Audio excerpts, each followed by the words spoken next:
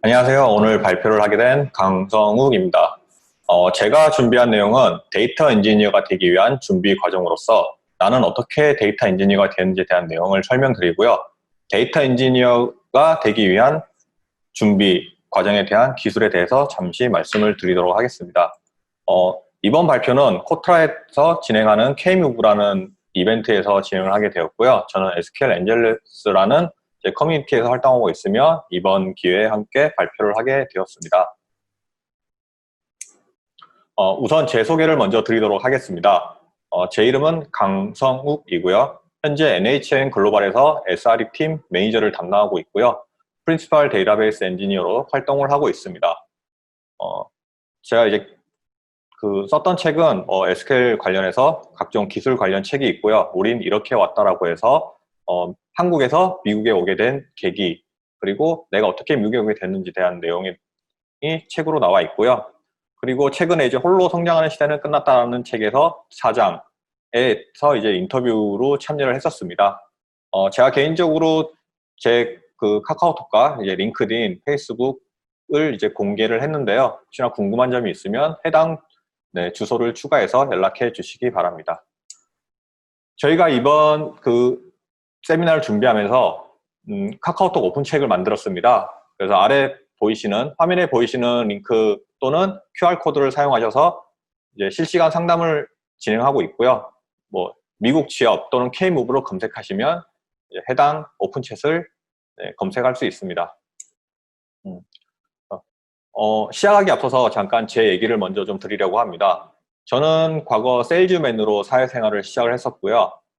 어떻게 세일즈맨에서 데이터 엔지니어가 되었을까? 많은 분들이 궁금해 하시는데요. 저는 IT 유통업체에서 세일즈맨을 하면서 매일매일 영업점을 방문하고 재고를 관리하고 고객 관리를 하면서 오늘 물건이 얼마나 팔렸는지, 어떤 물건이 잘 팔리는지를 모두 기록하고 이를 데이터화하여 이제 영업의 자료로 쓸 수 있지 않을까라는 고민을 많이 했었습니다. 그러다 보니까 전문적으로 데이터를 직접 다루면 좋겠다라는 이제 스스로에 대한 니즈가 생겼고요. 그러면 데이터를 좀 전문적으로 다루는 일을 해보자 라는 생각에 IT로 전향을 하게 되었습니다. 막상 IT 분야로 보니까 IT 분야가 너무도 다양하고 공부할 게 너무 많았습니다. 그래서 어떻게 공부를 해야 될 것인가, 어떤 식으로 나는 커리어를 잡을 것인가 라는 고민을 많이 했었는데요. 그러다 보니까 커뮤니티가 많이 도움이 되었었고요. 실제로 제가 미국에 올 수 있었던 것도 어떻게 보면 커뮤니티에서 많이 배웠기 때문에, 그리고 커뮤니티에서 많은 인맥들을 만나서 저에게 좋은 영향이 있었지 않았을까라는 생각이 듭니다. 네, 그렇게 이제 몇 년의 시간이 흐르고 어느 정도 국내에서 이제 인지도가 쌓이고 제 레퍼런스가 쌓이다 보니까 이제 미국에서 일할 DBA를 뽑는다는 그런 추천을 해달라는 연락이 저에게 왔어요. 저는 이제 누군지 몰랐죠. 그런데 그 추천을 해달라는 내용에 제가 나를 추천해도 되겠습니까? 라고 저는 답변을 했고, 결국에 내가 나를 추천함으로써 인터뷰 기회까지 얻게 되었고요. 인터뷰 과정 중에서 제가 그동안에 진행했던 그런 커뮤니티 행사라든가 또는 스터디, 그리고 기술 블로그가 많은 도움이 되었고요. 결론적으로 커뮤니티 활동이 많이 좀 도움이 되었습니다. 그래서 이후에 뒤에서 다루겠지만 어떻게 내 경력을 만드는지에 대한 내용에서 커뮤니티 부분이 상당히 컸다라는 것을 말씀을 드릴 수 있을 것 같습니다. 네. 데이터 테크 전략인데요. 요즘 말하는 데이터 사이언트, 데이터 엔지니어, 데이터 어널리스트가 어떤 과정으로 어떤 일을 하는지를 한번 살펴보도록 하겠습니다. 일반적으로 데이터 팀은 가장 크게 4개의 팀으로 구성이 되어 있습니다. 물론 조금 더 세분화될 수도 있지만 최소 4개 분야로 되어 있고요. 흔히 우리가 알고 있는 통계학자, 그 다음에 시스템 분석가, 비즈니스 분석가, 그리고 마케터와 기획인데요. 시스템 분석가와 비즈니스 분석가에 대한 부분은 많은 분들이 잘 모르시는데 어떤 일을 하는지 잠깐 살펴보도록 하겠습니다. 시스템 분석가는 어떤 데이터를 분석하기 위한 필요한 기술, 즉 서버, 네트워크, 그 다음에 빅데이터 분석 처리 시스템을 개발하고 분석하고 그리고 어떤 문제가 주어졌을 때 이를 해결하기 위한 뭐 프레임워크는 어떻게 만들어야 될지를 분석하고 이제 그러한 기술을 제공하는 사람을 말하고요.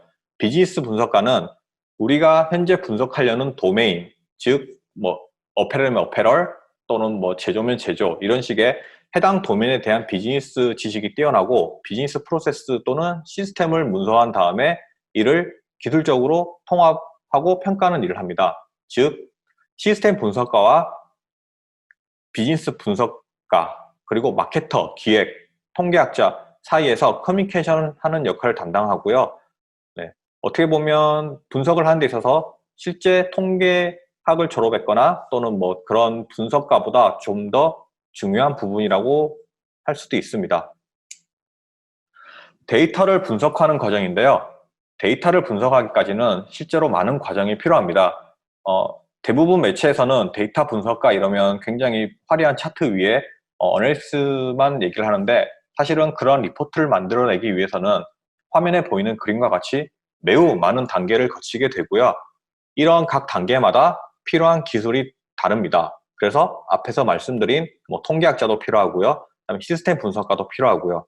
그리고 비즈니스 분석과 그다음에 마케팅, 기획 이런 모든 분들이 힘을 합쳐서 하나의 데이터 분석을 이루게 됩니다. 그렇다면 데이터 사이언스가 되기 위해서는 어떤 기술이 필요할까?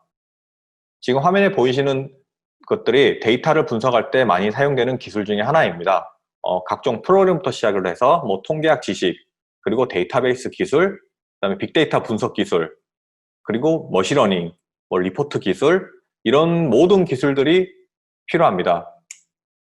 즉 데이터 사이언스는 하나의 융합인데요. 그림에서 보시는 것과 같이 수학적 지식과 컴퓨터에 대한 기술, 비즈니스 분석 능력이 합쳐져서 데이터 사이언스를 만들어낼 수가 있습니다. 그렇다면 우리는 어떻게 접근해야 될까? 많은 분들이 궁금해 하시는데요. 사실 데이터 분석에 사용되는 이론은 오래전부터 나와 있고 그렇게 빨리 변하고 있지는 않아요. 트렌드는 변하지만 이론은 옛날 거에서 이제 현재의 데이터를 끼워 맞추면서 많이 분석을 하기 때문에 이론은 천천히 변하고 툴은 빨리 변한다라고 저는 말을 하는데요. 그래서 이론도 중요하지만 실질적으로 많은 퍼포먼스를 내고 취업에 좀 더 유리하기 위해서는 툴을 잘 다루는 게 좀 더 중요하다고 생각을 하고 있습니다. 특히 툴을 잘 다룸으로써 퍼포먼스가 빨리 나오고 분석 결과에 따라 빠르게 피드백을 받고 다시 그 피드백을 가지고 비즈니스에 반영하고 이런 사이클이 선순환돼야 되기 때문에 어떻게 보면 툴 능력이 매우 중요하다고 할 수 있습니다. 그러면 툴 위에 어떤 능력을 키워야 되느냐? 분석가가 되기 위해서는 또는 데이터에 대한 그 일을 하실 때는 우선 수집하고 측정하는 능력을 많이 키우는 것이 좋습니다. 데이터는 사실상 많은 곳에 널려 있고요. 우리가 숨쉬는 모든 것 하나하나가 데이터입니다. 그래서 모든 서비스의 데이터를 어떻게 수집할 것이고 이 수집된 데이터에 대한 연결을 어떻게 할 것인지가 매우 중요하고요. 이렇게 수집된 데이터를 어떻게 분석할 것인가가 매우 중요합니다. 즉 데이터 양이 클수록 시스템에 요구되는 사항이 좀 다른데 또한 분석하려는 내용에 따라도 사용되는 기술이 다 다릅니다. 그래서 한 개 이상의 분석 시스템을 사용할 수 있는 능력을 키우고요. 그리고 분석된 데이터를 어떻게 비즈니스에 반영할지에 대한 고민이 많이 필요합니다. 대부분 업체들이 데이터를 분석을 한다고 하지만 이미 데이터는 많이 있는데 이 데이터를 분석해서 어떻게 사용할 것인가에 대한 부분은 많이 약합니다. 그래서 우리는 실제 수집된 데이터를 어떻게 사용할 것인지에 대한 고민을 꾸준히 하는 것도 매우 중요하고요. 그리고 가장 중요한 부분인데 누구라도 알 수 있도록 표준화하는 것이 매우 중요합니다. 데이터를 표준화한다는 것 자체가 어떻게 보면 앞에서 말씀드린 것처럼 시스템 분석과 뭐 비즈니스 분석과 통계학자, 마케팅 이렇게 여러 분야의 사람들과 일을 하다 보니까 나만의 아는 용어로 얘기한다는 것은 어떻게 보면 매우 효율성이 떨어지거나 또는 잘못된 판단을 할 수 있는 확률이 큽니다. 그래서 표준화하는 과정이 매우 중요하고요. 그리고 이렇게 데이터를 만들어냈으면 분석, 해석하는 능력이 매우 중요한데요.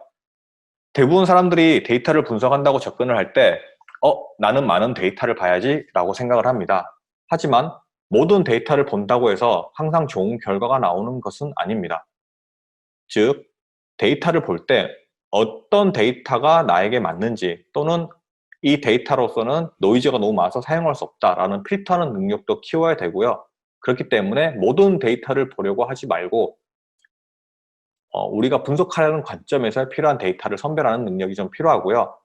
그리고 작은 숫자보다는 큰 맥락, 즉 데이터를 볼 때는 수많은 데이터를 분석할 때 대부분 추세, 추이 이런 걸 보기 때문에 작은 숫자 하나에 매달리다 보면 전체적인 흐름을 놓치는 경우가 있습니다. 그래서 작은 숫자보다는 큰 맥락으로 살펴볼 것을 저희는 추천드리고요. 데이터라는 것이 어떤 기준에서 바라보느냐에 따라 결과가 매우 다르게 나오기 때문에 하나의 기준으로 데이터를 보는 것보다 여러 개의 기준을 세워놓고 각 기준에 따른 결과를 가지고 어느 것이 좀 더 우리에게 잘 맞는지에 대한 그런 능력도 필요합니다. 또한 숫자를 보는데 통계에서 가장 주의해야 될 게 숫자가 다가 아니라는 것, 즉 보이는 것만 보려고 하지 말고 숫자 이면에 감춰진 내용을 파악하는 게 굉장히 중요한 것 같습니다. 그리고 제가 계속해서 얘기하지만 다양한 팀이 합쳐져서 일을 하기 때문에 의사소통 능력이 매우 중요합니다. 모든 일은 혼자 할 수 없는 일들이 굉장히 많습니다. 그러다 보니까 팀으로 일을 하게 되는데 소통을 잘 해야만 우리가 원하는 일을 빠르고 효율적으로 처리할 수 있기 때문에 지금은 그 어느 때보다 커뮤니케이션 능력이 매우 요구되는 상황입니다. 그래서 새로운 인재를 채용할 때도 저희가 많이 보는 분야 중에 하나가 커뮤니케이션 능력입니다. 즉 어떤 기술에 대해서 많이 알고 있는 것도 중요하지만 자기가 가지고 있는 기술에 대한 내용을 상대방이 이해할 수 있게 설명하고 또는 상대방이 이야기하는 것을 빨리 잘 알아듣고 소통할 수 있는 능력이 점점 커지고 있죠. 그래서 커뮤니케이션 능력이 매우 중요하게 떠오르고 있습니다. 앞에서 설명드린 걸 종합해보면 가장 이상적인 데이터 과학자는 이론도 뛰어나고 툴 사용도 뛰어나고 여러 가지 비즈니스 문제에 대한 파악이나 해결 능력도 뛰어난데 사실상 이런 모든 부분을 저희가 갖추기는 힘듭니다. 그래서 저희가 어떤 그 취업 전략을 선택할 때 나는 어떤 취업 전략을 가지고 가야 될까? 나는 어떤 부분이 맞는지에 대해서 한번 살펴보도록 하겠습니다. 네. 사실 룰이란 거는 딱히 없고요. 제가 말씀드리고 싶은 거는 일단 어떠한 경력이라도 모두 도움이 된다는 거고요. 그리고 가급적 어떤 이력서를 쓸 때 자기가 했던 기술 위주의 내용을 쓰는 것이 가장 좋다라는 거. 그리고 흔히 많이 쓰는 링크드인이나 이런 자기를 나타낼 수 있는 그런 사이트에서 최대한 자기의 이력을 잘 어필할 수 있게 하자고요. IT 분야에서는 최근에 이제 오픈소스라든가 그런 커뮤니티에 대한 컨트리뷰션을 많이 보는데요. 실제로 여러분들이 어떤 행위를 했을 때 내가 진짜 잘한다 또는 열심히 했다라는 걸 증명할 수 있는 게 가장 좋습니다. 그래서 그런 것 중에 하나의 방법으로 오픈소스라든가 그런 커뮤니티에 대한 컨트리뷰션 또는 블로그가 있겠고요. 뒤에 가서 조금 더 설명을 드리겠지만 저 같은 경우에도 그동안에 했던 오픈소스나 커뮤니티 활동 그리고 블로그가 굉장히 취업을 하는데 많은 도움이 되었습니다. 그리고 가장 중요한 거는 컨피던스인데요. 즉 자기가 자기 자신을 신뢰할 수 있어야 어떤 일을 함에 있어서도 자신 있게 자신을 표현할 수 있다고 생각이 됩니다. 회사에서 직원을 뽑을 때는요. 대부분 회사에서 여유로울 때 뽑지는 않아요. 즉 직원을 뽑는다는 거는 이 회사가 현재 많은 일이 있고 바쁘다라는 것이기 때문에 항상 우리는 그러한 기회가 올 거를 대비해서 준비를 해야 됩니다. 그러면 회사를 선택하는 방법은 어떤 게 있느냐? 많은 분들이 이미 그런 채용 사이트를 보기 때문에 이 부분은 잘 아실 거라고 생각을 하고 있습니다. 정보 수집은 기본인데요. 여러분이 많이 찾아보시는 사이트가 있을 것인데 제가 지금 화면에 보이는 거는 미국에서 많이 사용하시는 그런 구직 사이트 중에 제가 2개를 가져온 거고요. 여기서 중요한 거는 그 회사에 대한 JD도 중요하지만 실제 인터뷰 후기나 뉴스에서 여기 뉴스를 보면서 이 회사의 방향이 또는 회사가 현재 진행되고 있는 그런 소식이 새로 사람을 뽑는 것과 방향이 맞는지 또는 이런 것도 찾아보는 게 매우 중요합니다. 그리고 많은 분들이 취업을 할 때 무작정 이력서를 내는 것보다 추천을 받는 게 매우 중요한데요. 추천서의 힘은 아마 여러분들이 생각하는 것보다 굉장히 큽니다. 즉, 대부분의 HR 담당자들은 하루에도 수십 또는 수백 건의 이력서를 받게 됩니다. 그럼 이 이력서에서 어떤 사람이 좋은 사람이고 어떤 사람이 안 좋은 사람인지를 골라야 되는데 그럴 때 추천을 하게 될 경우 조금 더 눈여겨볼 수 있기 때문에 일반적으로 서류에서 내가 눈에 띌 확률이 더 높은 거죠. 그렇기 때문에 대부분의 사람들이 어딘가에 입사를 할 때 주변에 그 회사에 다니고 있는 사람이라든가 또는 다른 사람으로부터 추천서를 많이 도움을 요청을 합니다.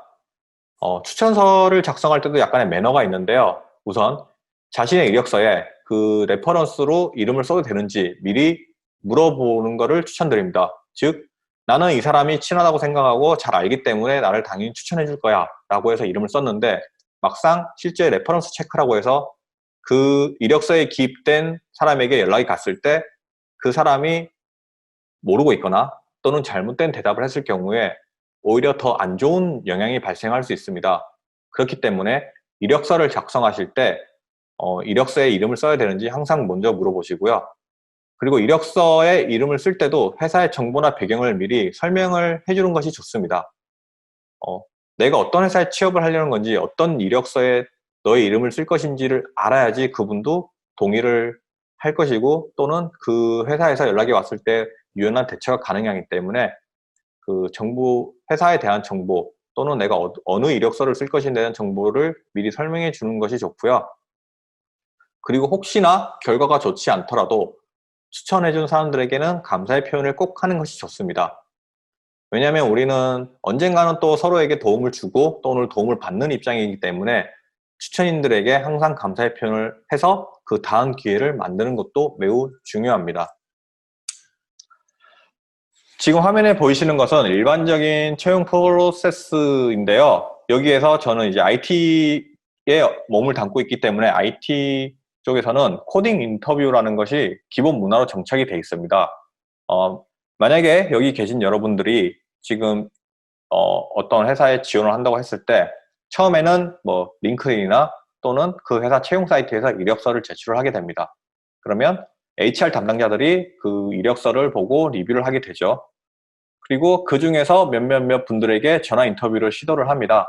그리고 전화 인터뷰를 통해서 보고 마음에 들면 이제 온사이트라고 하죠. 저희가 이제 만나서 인터뷰를 보자라고 해서 이제 인터뷰를 진행하게 되는데요.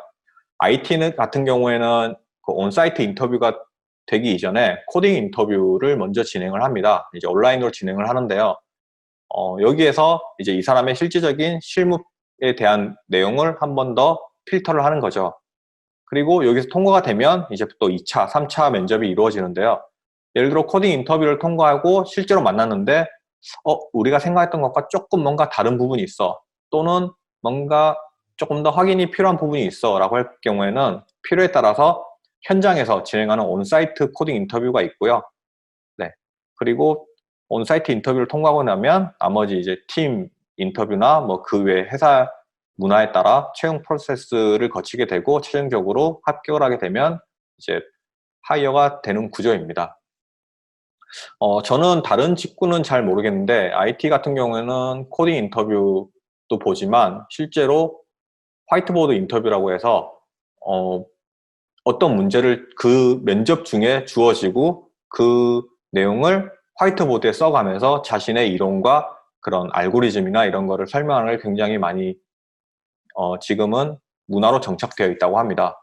그래서 뭐 각 채용에 대한 부분은 지원하려는 분야에 따라 조금씩 다르기 때문에 제가 말씀드린 거는 IT 직군의 경우 이렇게 진행된다는 것을 참고 정도로만 해주시면 좋겠습니다. 회사를 선택할 때 우리는 어떤 기준으로 선택할 것인가에 대한 부분이 매우 다양한데요. 저 같은 경우는 우선 회사의 주력 매출원을 파악을 해요. 내가 지원하려는 회사가 저는 이제 IT 직군이지만 IT로 돈을 버는 회사인지 아니면 다른 비즈니스가 있는 것인지 이 회사의 주력 매출에 따라서 투자하는 분야가 다양합니다. 즉, 내가 이 회사에 IT로 지원했지만 주력 매출이 IT가 아니라면 상대적으로 IT에 대한 투자가 많이 작을 수도 있기 때문에 본인이 생각하는 것과 다를 수가 있어서 회사의 주력 매출과 아이템에 따라서도 어느 정도 호불호가 갈리는 게 있고요. 그다음에 회사의 재무 상태를 저는 파악을 하는데요. 저 같은 경우는 이제 이미 공개된 회사의 경우 이제 분기별로 이제 매출이나 그런 게 다 보고가 된 자료가 있습니다. 뭐 한국의 경우에는 뭐 다트라는 그런 사이트에 가면 이 회사의 재무제표를 볼 수 있고요. 그런 곳에서 이 회사가 계속 성장 중인지 아니면 재무적으로 상태가 안 좋은지. 왜냐? 힘들게 입사를 하고 기회를 얻었는데 본의 아니게 이제 안 좋은 결과가 또 나올 수 있기 때문에 저는 회사의 재무 상태도 파악을 많이 하고 있고요. 네. 많은 분들이 회사의 비전하고 나의 비전을 합리화시킨 경우가 있는데 사실상 회사는 회사고 나는 나다라는 것을 조금 많이들 알아주셨으면 좋겠습니다. 그래서 회사에서 어떤 일을 할지보다 내가 어떤 일을 할 수 있는가, 이 회사는 어떤 일을 하려고 하는가를 보고 선택하는 것이 저는 좋다고 생각을 합니다. 네, 이제 커리어 패스인데요. IT는 굉장히 다양한 분야가 합쳐져 있습니다. 지금 그림에서 보시는 것 같이 IT 안에는 프로그래머도 있고요, 시스템 엔지니어도 있고요, DB도 있고요. 사실상 IT 기획자, 디자이너 뭐 이런 다양한 부분이 있는데 가장 굵직하게 제가 나눈 거고요. 저는 그 안에서도 데이터 쪽을 주로 하고 있기 때문에 DB라는 분야에서 이제 DBA와 BI, DA, Dev라는 또 영역을 나눌 수 있고요. 여러분이 요즘 많이 관심을 가지고 계시는 뭐 데이터 분석, 머신러닝 이런 부분은 이제 BI 영역에서 또 나뉘는 업무이고요. 그런 식으로 매우 세분화되어 있습니다. 다만 IT라는 그 안에서 어떤 게 있는지를 잘 모르기 때문에 제가 한번 이 부분을 넣어봤고요. 네. 그 중에서 이제 제가 말씀드리고 싶은 거는 요즘 많은 곳에서 이제 필요하고 있고 가장 떠오르는 분야인 데이터 사이언스인데요. 데이터 사이언스 같은 경우는 크게 또 네 분야의 지식을 요구하고 있습니다. 뭐 수학적인 내용, 그 다음에 실제로 뭐 소프트웨어적인 스킬, 그 다음에 시스템적인 스킬, 그리고 이제 커뮤니케이션이나 이제 비주얼라이제이션 같은 그런 부분인데요. 음, 아마 자료는 찾아보면 굉장히 많을 거예요. 그런데 저희가 항상 이제 말하죠. 그때는 맞고 뭐 지금은 틀리다라고 할 수 있는데 시장이 원하는 것과 자신이 좋아하는 것, 그리고 자신이 잘하는 걸 가지고 선택을 하셔야 됩니다. 즉, 시장이 원한다고 해서 최근에 떠오르는 직업이라고 하지만 그 직업이 언제까지 이어질지도 모르는 거고요. 또는 아무리 핫한 직업이라고 해도 내가 잘하지 못하거나 좋아하지 않으면 오래 갈 수 없습니다. 그렇기 때문에 어떠한 직업을 선택하든 자신이 잘할 수 있고 꾸준히 오래 할 수 있는 것을 선택하는 것이 좋고요. 만약에 그래도 시작을 어떻게 하면 좋겠냐라고 했을 때는 저는 SQL을 추천드리고 싶습니다. SQL은 데이터베이스 안에 있는 그런 데이터를 추출하는 그 랭귀지 중에 하나인데요. SQL을 다뤄야 하는 이유가 대부분의 데이터는 여러분이 몸담고 있는 조직 내에 있습니다. 즉, DB라고 불리는 이제 RDBMS에 데이터가 저장되어 있고요. 이 데이터를 뽑으려면 SQL이라는 랭귀지를 사용해서 데이터를 추출할 수 있습니다. 즉, 모든 데이터의 분석은 데이터 추출이기 때문에 SQL을 다룰 줄 알면 내가 원하는 데이터를 즉시 뽑아낼 수 있고 그리고 분석할 수 있고 그래서 SQL을 배워놓으면 계속해서 써먹을 수 있고요. 또한 SQL을 배워놓으면 뭐 전통적인 DBMS뿐만 아니라 최근에 이제 빅데이터라 그러죠. 뭐 하둡이나 이런 곳에 있는 데이터도 모두 SQL을 통해서 데이터를 뽑아낼 수 있습니다. 즉 SQL 하나 가지고 많은 부분을 커버할 수 있는데요. 제가 자꾸 이 부분을 강조하는 것이 내가 직접 데이터를 뽑는 것과 내가 요구한 데이터를 다른 사람에게 요청을 해서 뽑아냈을 때에 대한 그런 아웃풋이 굉장히 다릅니다. 즉 내가 아무리 설명을 잘하더라도 나 대신 다른 사람이 데이터를 추출하게 되면 항상 뭔가 아쉬운 부분이 발생을 하게 됩니다. 그렇기 때문에 여러분이 앞으로 데이터 분석을 하겠다고 하면 직접적으로 데이터를 뽑는 능력은 필수라고 생각이 됩니다. 네. 이제 브랜드에 대해서 다뤄볼 건데요. 우선은 요즘 이제 많은 곳에서 얘기하죠. 인플루언서라는 얘기를 하는데 영향력이 있는 사람이 되는 것이 저는 매우 좋다고 생각을 합니다. 어, 네. 포장도 하나의 기술인데요. 내가 영향력이 있는 사람이 될 때 내가 진짜 잘하는 사람이야 라고 얘기할 때 그냥 얘기하는 것과 누군가가 얘기해 줄 수 있는 것 또는 뭔가가 보여줄 수 있는 게 굉장히 중요한데요. 저는 이제 이렇게 표현을 하는데 잘하는 동네형이 아닌 전문가처럼 보여라 라는 내용으로 많이 얘기를 하는데요. 내가 어떤 거를 이야기하고 내 이야기에 대한 신뢰성을 높일 때 단순히 말로만 떠드는 것이 아니라 글로 쓰고 이 글에 대해서 다른 사람들이 평가해주고 그런 게 쌓이면서 내가 전문가가 되지 않을까. 그러다 보면 나 자신이 브랜딩이 되지 않을까라는 생각을 하고 있습니다.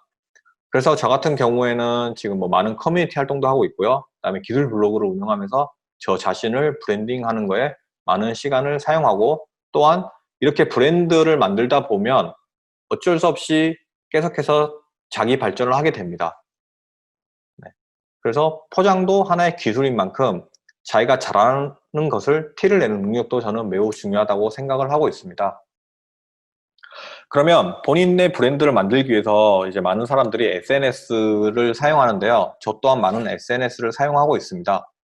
그런데 이제 SNS를 사용할 때 좀 주의해야 될 부분이 있는데요.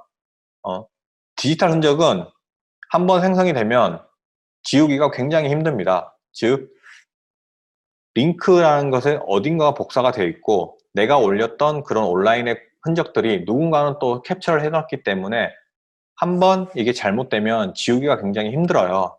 그렇기 때문에 많이 조심스러운 부분이 있고요. SNS 같은 경우는 개인의 공간이면서도 저는 개인의 공간이 아니라고 이제 말씀을 드리고 싶은데요. 대부분의 문제는 항상 SNS에서 뒤늦게 발견이 되더라고요. 그래서 저는 가급적 SNS를 할 때도 많은 주의를 기울이고 있습니다.